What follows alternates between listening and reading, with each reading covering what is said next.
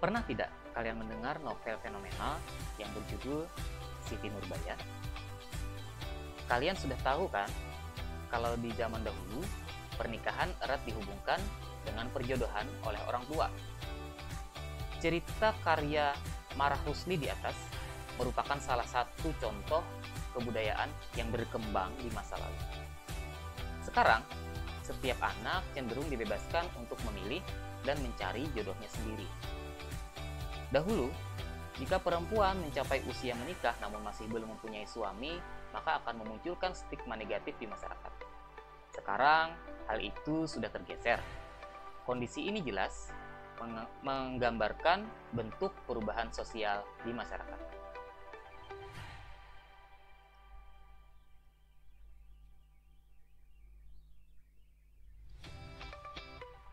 Tanpa disadari, pola pernikahan saat ini telah mengalami perubahan baik berkaitan dengan sistem perjodohan maupun stigma usia menikah.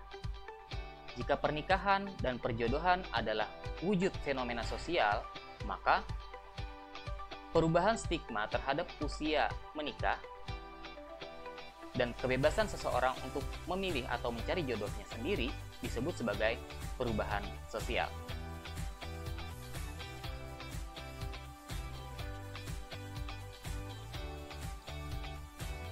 Berkaitan dengan kondisi tersebut, seorang sosiolog Indonesia atau bisa dikenal sebagai Bapak Sosiologi Indonesia yaitu Selo Sumarjan mendefinisikan perubahan sosial sebagai suatu perubahan yang terjadi pada lembaga-lembaga sosial dalam suatu masyarakat yang kemudian mempengaruhi sistem sosialnya, termasuk di dalamnya nilai-nilai, sikap-sikap, dan juga pola perilaku masyarakat.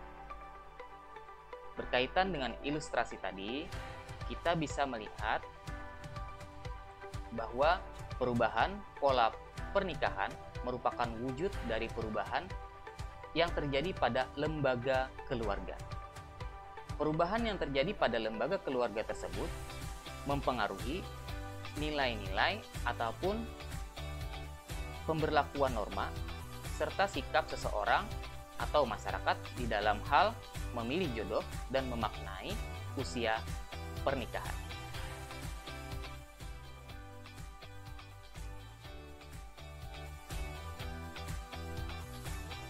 Contoh lainnya, menurut kalian, hukum yang berlaku saat ini di masyarakat lebih dominan hukum adat atau hukum tertulis? Kondisi tersebut terjadi karena adanya perubahan pada lembaga hukum yang berkembang di masyarakat. Di masa tradisional, orang dominan menggunakan hukum adat. Dan di masyarakat modern saat ini, orang lebih dominan dengan hukum tertulis. Perubahan norma tersebut ternyata dapat mempengaruhi pola perilaku masyarakat. Misalnya, masyarakat lebih mematuhi norma tertulis daripada norma yang tidak tertulis. Kondisi ini terjadi karena norma tertulis memiliki daya ikat yang lebih kuat.